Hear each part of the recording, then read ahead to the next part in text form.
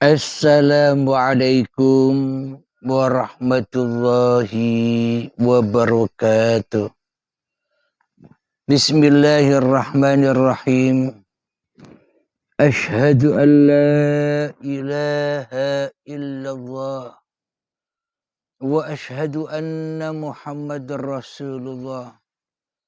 Allahumma salli ala sayyidina Muhammad wa ala ali sayyidina Muhammad. Rabbis rahli sadri wa yassirli amri wahlul 'uqdatam min lisani yafqahu qawli. Amin. Bismillahirrahmanirrahim.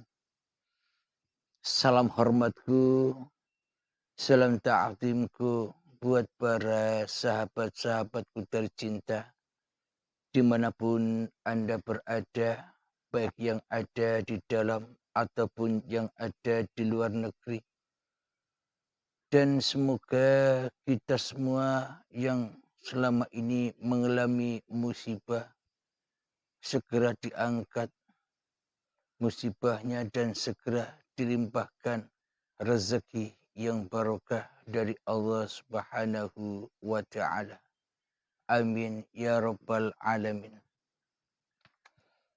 Sebelum kita awali kajian di subuh yang indah ini, marilah kita kembangkan di dalam nyawa, di dalam jiwa, di dalam hati, di dalam roh, dan di dalam kehidupan ini dengan kalimat-kalimat thayyibah. Subhanallah walhamdulillah wa la ilaha illallah wallahu akbar wa la hawla wa la quwwata illa billahil aliyil azim. Alhamdulillahirabbil alamin. Di subuh yang indah ini, kajian yang berjudul Halim bersifat wujud.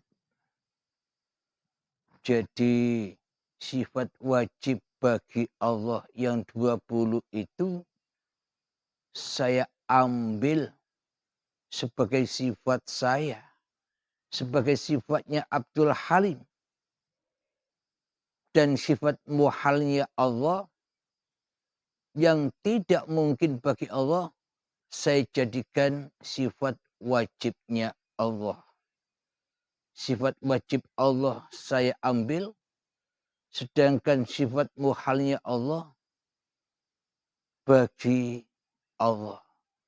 Jadi yang jadi Tuhan Abdul Halimnya, yang wujud Abdul Halimnya. Alhamdulillahirabbil alamin.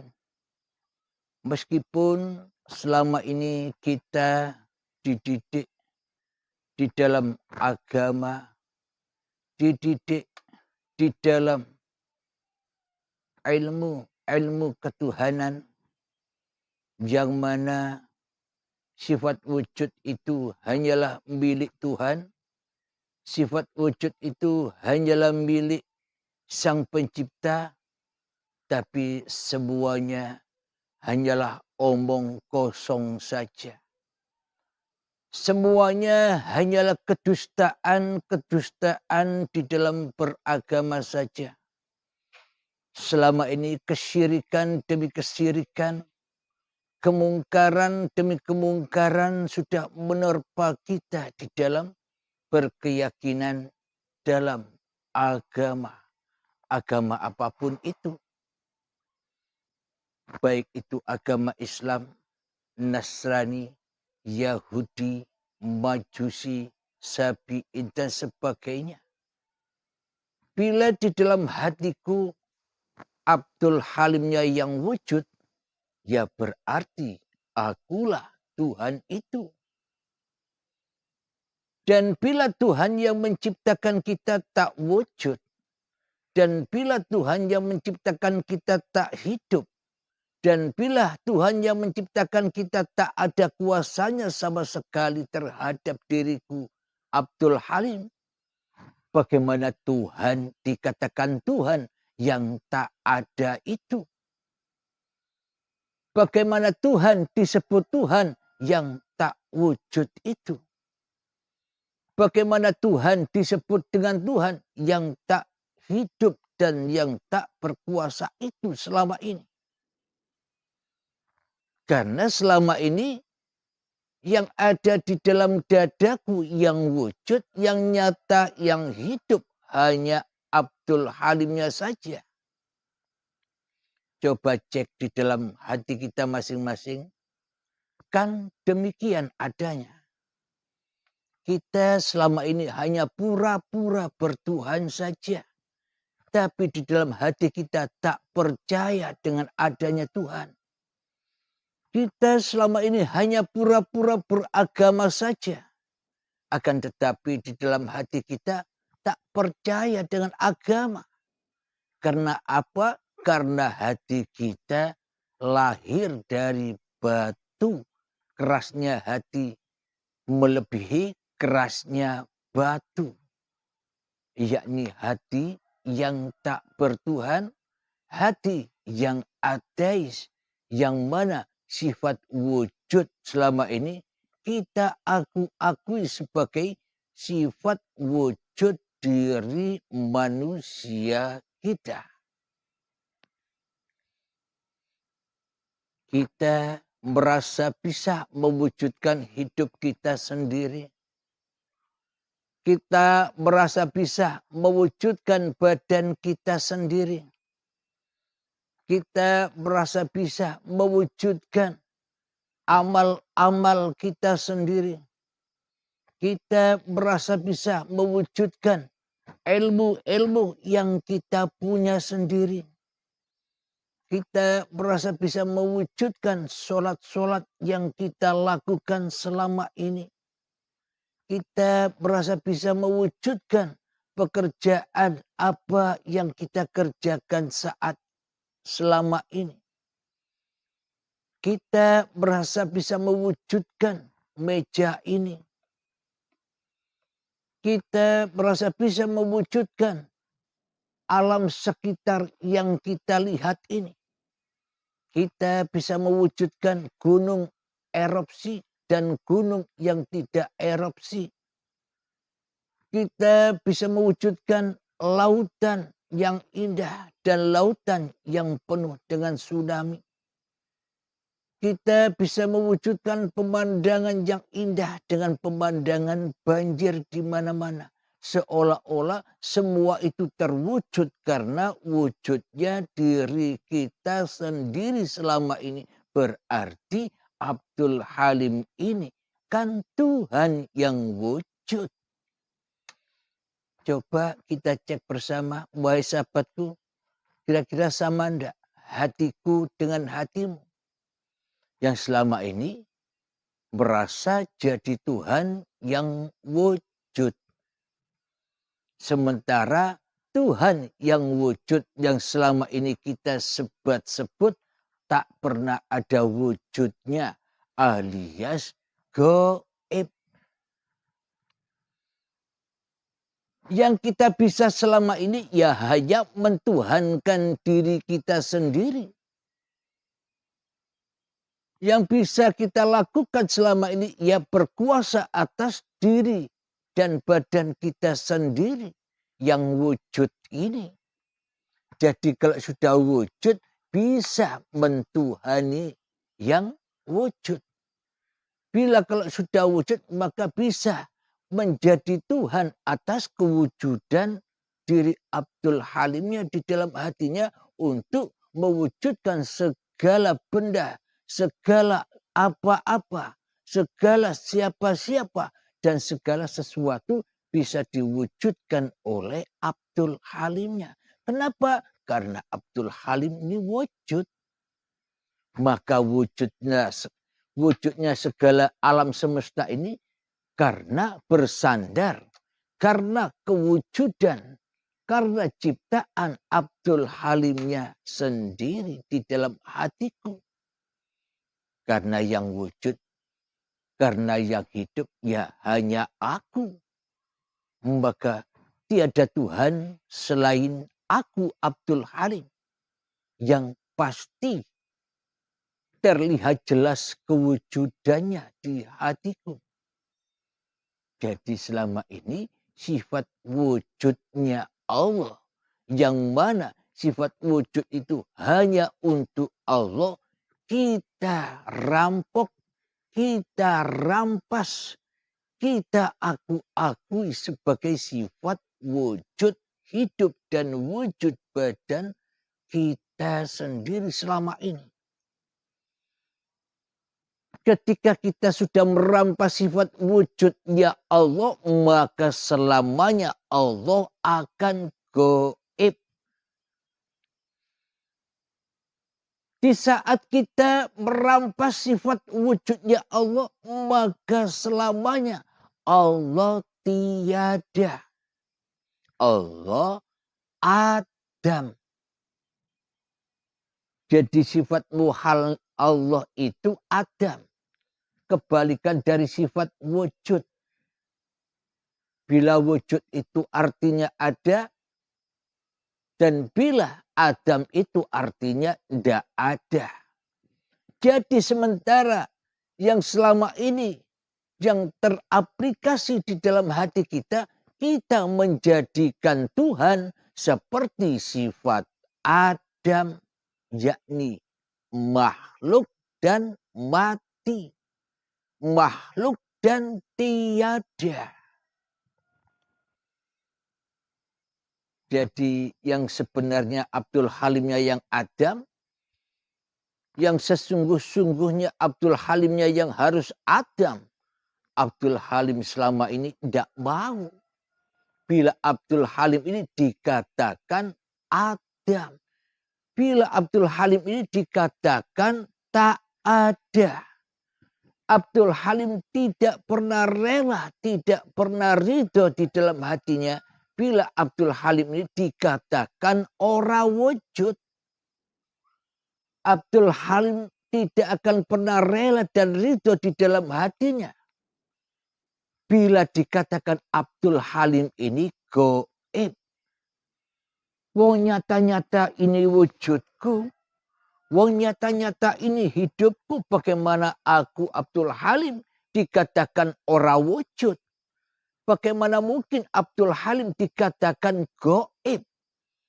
Bagaimana mungkin Abdul Halim dikatakan Adam. Sementara wujud kenyataan Abdul Halimnya telah nampak di dalam hatiku. Karena akulah Tuhan itu. Karena akulah yang wujud. Itu kata hatiku yang keras melebihi kerasnya batu ini. Karena tak bertuhan, melainkan mentuhankan kewujudan Abdul Halimku sendiri selama ini. Sehingga semua bisa kutuhani. Harta bisa kutuhani. Rumah bisa kutuhani. Sholat bisa kutuhani. Ibadah bisa kutuhani. Dudukku bisa kutuhani. Berdiriku bisa kutuhani. Melihatku bisa kutuhani. Mendengarku bisa kutuhani. Ilmuku bisa kutuhani. Amalku bisa kutuhani. Kenapa? Karena aku wujud, lebih wujud daripada Tuhan yang wujud. Itu maknanya apa?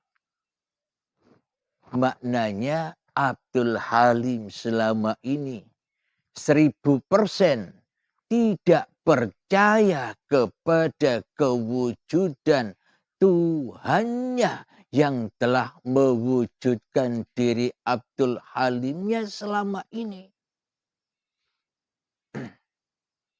Kewujudan Tuhan hanyalah cerita belaka. Kewujudan Tuhan hanyalah dongeng-dongeng semata. Kewujudan Tuhan hanyalah formalitas-formalitas di dalam beragama saja. Tapi kenyataannya di dalam hati kita selama ini, kita yang lebih wujud daripada Tuhan yang mewujudkan diri kita di hati kita. Jadi bertuhannya berdusta, agamanya berdusta. Apalagi di dalam kehidupan ini, di dalam segala gerak laku, di dalam segala aktivitas yang kita kerjakan di alam kehidupan ini, semuanya penuh dengan kepalsuan belaka. Palsu, yakni semua hanyalah tipuan belaka. Kenapa? Karena Abdul Halim bersekutu dengan setan. Abdul Halim selama ini telah bersekutu dengan iblis yang dipuja-pujanya di dalam hatinya.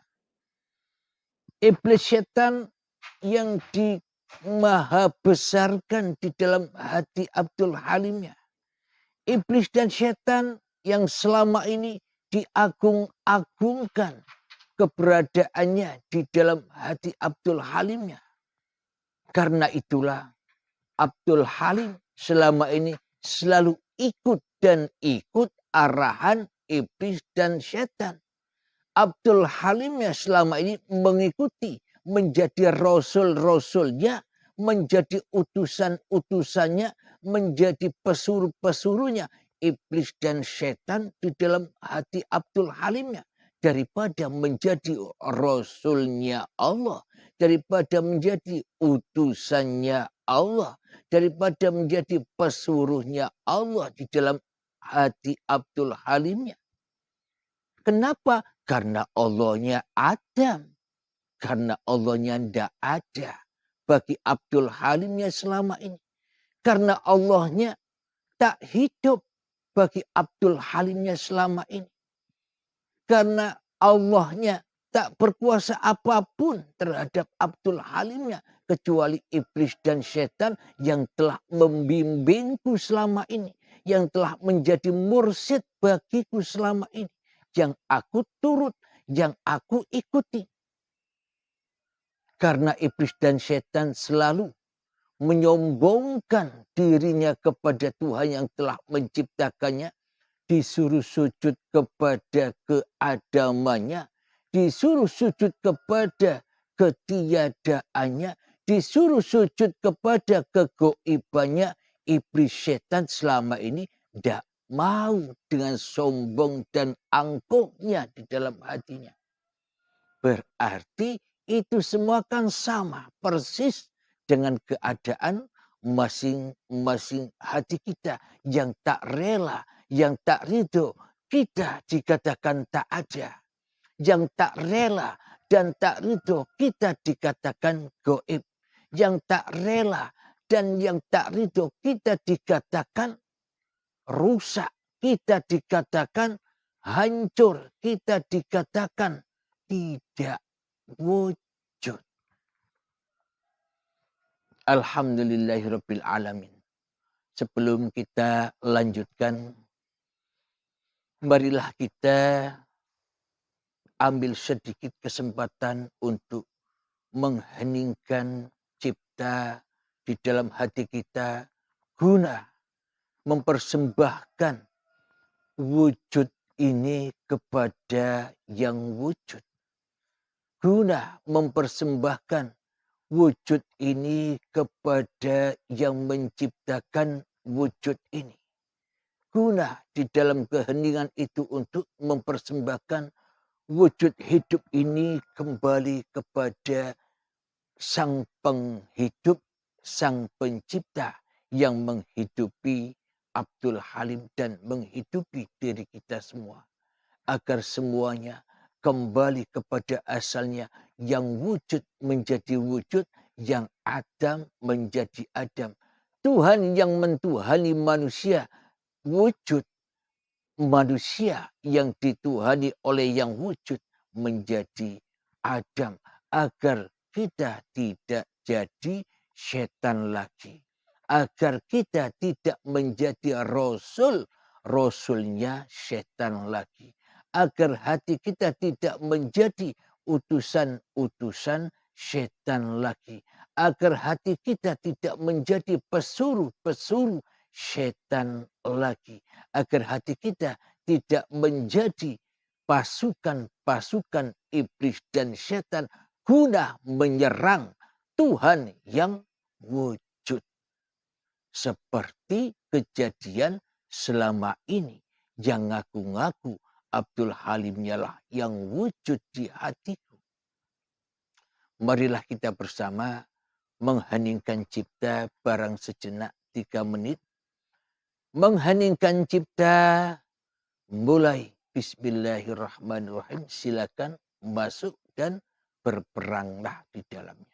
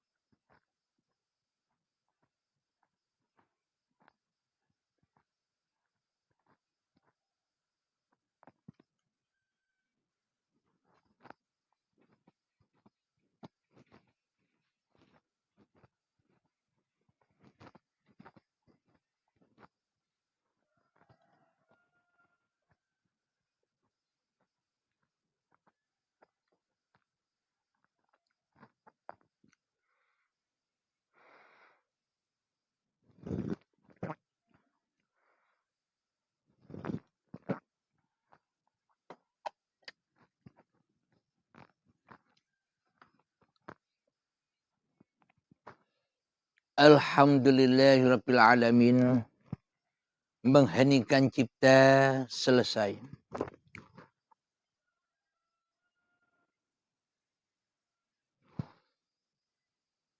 Bismillahirrahmanirrahim.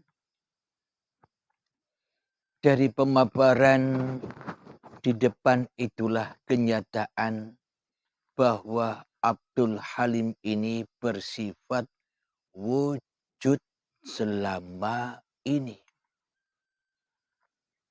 Yang mana sifat Abdul Halim di dalam hatinya merasa lebih hadir, lebih wujud, lebih nampak, lebih nyata keberadaannya, lebih hidup daripada Tuhan yang mengadakannya.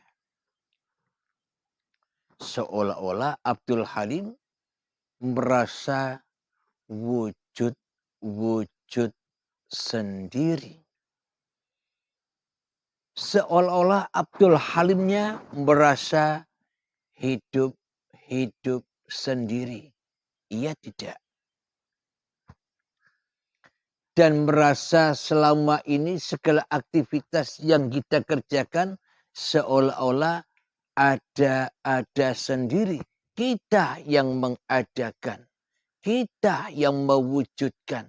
Kita yang memberlakukan. Kita yang mengaktivitaskan. Yang berkuasa di dalam seluruh kehidupan ini selama ini. Itu artinya kita punya sifat wujud, sedangkan Tuhan hanya bersifat Adam. Manusianya yang wujud, Tuhannya Raono. Kenapa? Karena di dalam dunia ini manusia nyalah yang jadi Tuhan. Kenapa? Karena Tuhan disangka adanya besok di akhirat saja. Karena kewujudan Tuhannya disangka besok ada di surga saja. Di dunia tidak wujud. Kenapa kita yang wujud? Ilustrasi logikanya begini. Bila Allah itu wujudnya nanti, dan sementara selama ini Allah gaib bagi kita, tidak wujud bagi kita, tidak ada bagi kita, tidak hadir bagi kita. Lalu bagaimana mungkin kita bisa nyembah Allah? Lalu mana mungkin kita bisa mengabdi kepada Tuhan yang telah mentuhani kita selama ini, yang telah menciptakan kita selama ini. Lalu untuk apa sholat-sholat yang kita kerjakan dengan susah payah bila Tuhannya Rawono, bila Tuhannya Adam, bila Tuhannya goib di hati kita? Buat apa itu semua? Perbuatan-perbuatan baik kita, sholat, zakat, puasa, haji, zikiran, sholawatan, ngaji Al-Quran. Semuanya itu buat apa? Bila Tuhannya saja Adam. Bila Tuhannya saja goib. Bila Tuhannya saja tidak ada, buat apa itu semua? Itu semua hanyalah buat bahan bakarnya nerakanya Abdul Halim saja, untuk selalu membakar dan membakar jiwa-jiwa yang tersesat dari Tuhannya saja selama ini. Apa buktinya? Sholat kita hanyalah menjadi api-api saja. Apa buktinya? Ibadah-ibadah kita hanya menyiksa-nyiksa diri kita saja. Apa buktinya? Selama ini harta-harta yang kita kumpulkan akan selalu dan selalu menjadi fitnah dan membakar diri kita saja. Karena kita merasa ada. Karena kita merasa wujud. Karena kita merasa menjadi Tuhan atas segala sesuatu itu selama ini. Sehingga itu semua membakar kita. Logika bukan? Buat apa iman kita selama ini di dalam dada kita? Buat apa akidah-akidah yang selama ini kita yakini di dada kita? Kalau tidak hanya untuk membakar diri kita saja, untuk membunuh diri kita saja, untuk menghanguskan kewujudan diri manusia kita saja. Kita merasa bangga dengan kewujudan kita. Itulah api. Kita merasa mulia dengan kewujudan kita. Itulah anar. Kita merasa bangga dan mulia dengan sholat-sholat yang kita kerjakan. Itu api yang membakar. Kita merasa mulia dan bangga dengan amal-amal ilmu yang kita punya. Dengan kedudukan-kedudukan, dengan pangkat-pangkat yang kita raih. Kita bangga dengan mereka semua daripada bangga ketika manusianya tidak ada. Jadi buat apa itu semua selama ini? Kalau tidak untuk pemuas hawa nafsu saja. Kalau tidak hanya untuk dipersembahkan kepada iblis dan setan saja selama ini. Coba kita sadari, wahai Abdul Halim. Sesungguhnya dirimu selama ini merasa diri yang wujud. Siapa yang membimbingmu, wahai Halim? Yang membimbingmu dialah setan yang nyata bagimu. Siapa yang nyata di dalam dirimu? Ya Abdul Halimmu. Itulah setan yang nyata. Karena dirimu jadi setan. Inna syaitana lakum aduwwum mubin. Setan tidak goib. Setan tidak terlihat. Tapi setan itu nyata kewujudannya. Nyata kejelasannya. Nyata keberadaannya. Siapa? Ya setan merasa dirinya yang lebih wujud daripada wujud Tuhannya di hatinya. Setan itulah diri Abdul Halim ini. Jadi nama setan itu hanya kiasan yang menyebutkan diri kitalah setan itu yang selalu mensekutukan Allah. Diri kita setan itu yang selalu memusuhi Allah. Agar setannya wujud, Allahnya tidak wujud. Agar setannya wujud, Allahnya adam. Agar setannya wujud, Allahnya tidak nyata. Agar setannya wujud, Allahnya tak jelas. Itu semua kan perbuatan kita selama ini. Itulah tanda bukti bahwa kita selama ini masih jadi setan. Sholatnya dengan setan. Ibadahnya dengan setan. Ilmunya dengan setan. Amalnya dengan setan. Mana mungkin diterima oleh Allah kalau tidak diterima oleh setan saja. Dengan bangganya di dalam hatinya. Karena setan lebih wujud daripada Tuhan yang menciptakan setan. Itulah diri kita semua selama ini. Marilah kita sadari. Marilah kita lekas hijrah dan hijrah. Dari alam kesetanan menuju alam ketuhanan. Itulah tujuan-tujuan semua agama. Itulah semua tujuan-tujuan di dalam bertuhan umat manusia. Jadi yang membuat perbedaan-perbedaan, yang membuat kesombongan-kesombongan, yang membuat pilah-pilah di dalam agama, sehingga di dalam beragama itu saling menghujat satu dengan yang lain, saling merendahkan satu dengan yang lain. Kenapa? Karena agamanya iblis, apapun nama agamanya. Bila di dalam hati kita yang wujud masih Abdul Halimnya, ya agama setan. Meskipun Abdul Halim kelihatannya memeluk agama Islam, ya agama setan. Meskipun Abdul Halim secara syariatnya memeluk agama Nasrani, ya agama setan.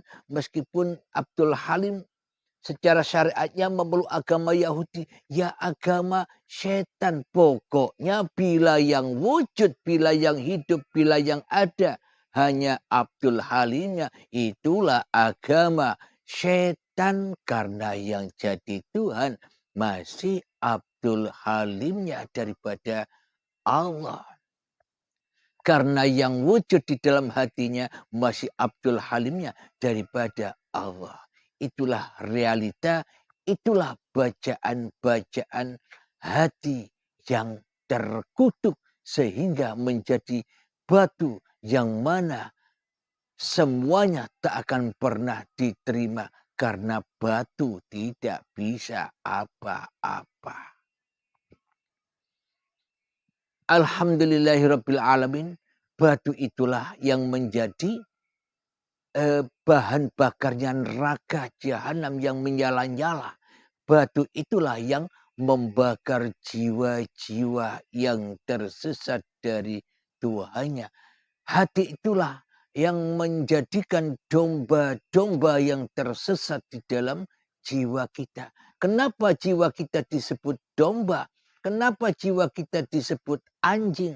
Kenapa jiwa kita disebut babi dan celeng?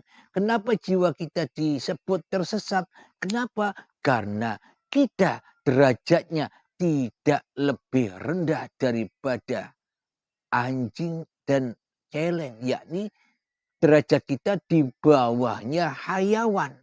Kenapa? Karena kita selalu memperturutkan hawa nafsu kita. Kenapa? Karena kita selalu yang merasa lebih wujud daripada wujudnya Tuhan di dalam hati kita selama ini.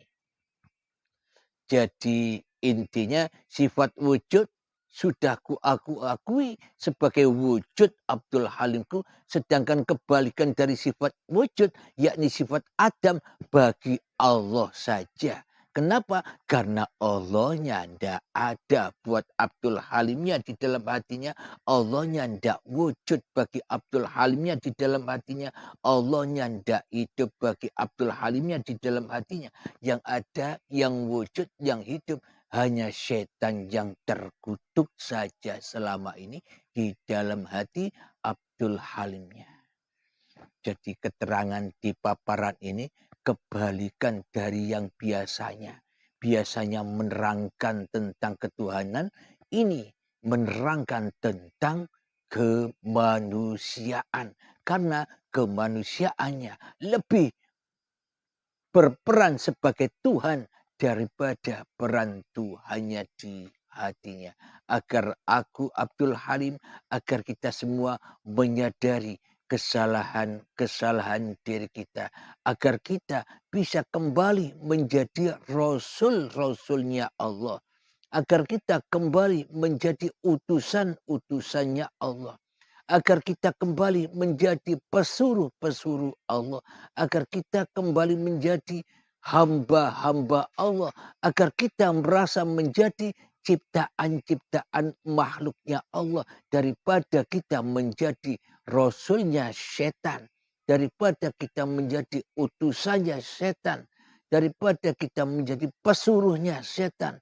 Daripada kita menjadi kewujudan setan. Daripada kita diwujudkan oleh setan. Mending kita diwujudkan oleh Allah.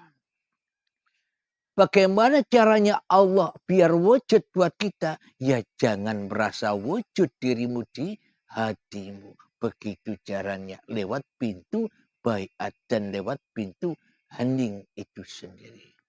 Alhamdulillahirabbil alamin. Semoga saya dan semoga kita semua terinspirasi, terpahami dengan paparan-paparan teori Allah ini. Alhamdulillahirabbil alamin. Sebelum kita akhiri, marilah kita kemakan salawat dolimin daf'ul bala. Allahumma salli ala sayyidina Muhammad wa ashghili zalimin bizalimin wa ahrijna min bainihim salimin wa ala alihi wa sahbihi ajma'in. Bismillahirrahmanirrahim. Allahumma ya qadiyal hajat. Allahumma ya mujibad da'awat. Allahumma ya rafi'ad darajat.